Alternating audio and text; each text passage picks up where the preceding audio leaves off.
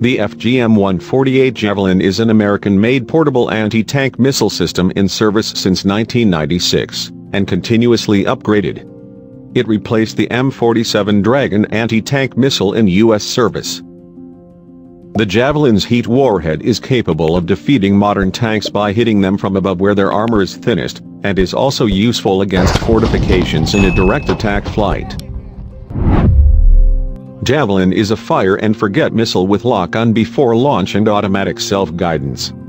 The system takes a top attack flight profile against armored vehicles, attacking the usually thinner top armor, but can also make a direct attack, for use against buildings, targets too close for top attack, targets under obstructions and helicopters.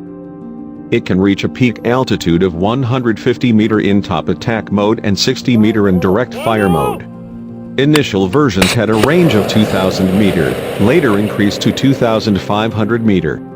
The missile is ejected from the launcher to a safe distance from the operator before the main rocket motors ignite, a soft launch arrangement. This makes it harder to identify the launcher, though backblast from the launch tube still poses a hazard to nearby personnel.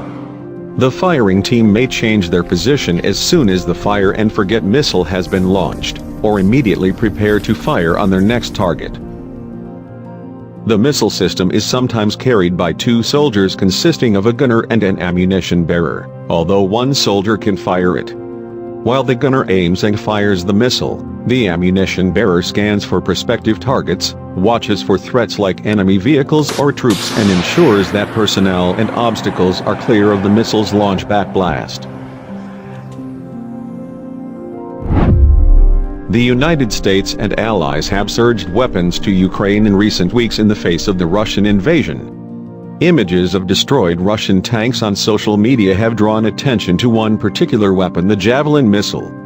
The US and other NATO countries sent more than 17,000 anti-tank weapons, including Javelin missiles, overland to Ukraine via Poland and Romania in the span of less than a week this month, the New York Times reported. Russian tanks are particularly vulnerable to the weapon, Kotlarsky said, because they were designed to be very small, squat and compact. A Javelin missile hitting the top of the tank usually means instant destruction.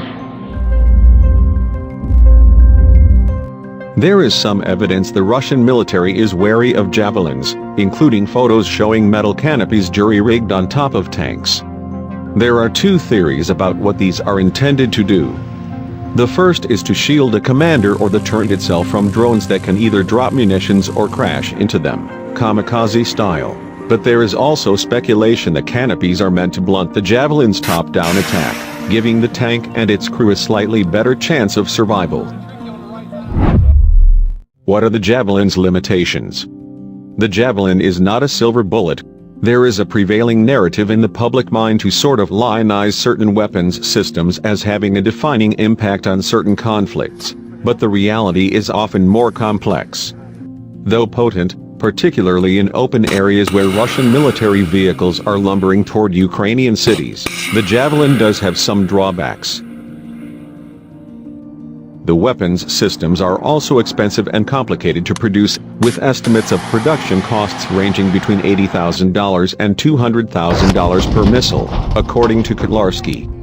U.S. weapon makers have the capacity to produce a maximum of 6,500 Javelin missiles per year, according to the Army's estimates, though the existing contract caps production at 2,100. If the conflict drags on and Ukraine burns through existing Javelin supplies, the US and European countries may worry that handing over more weapons could leave them vulnerable.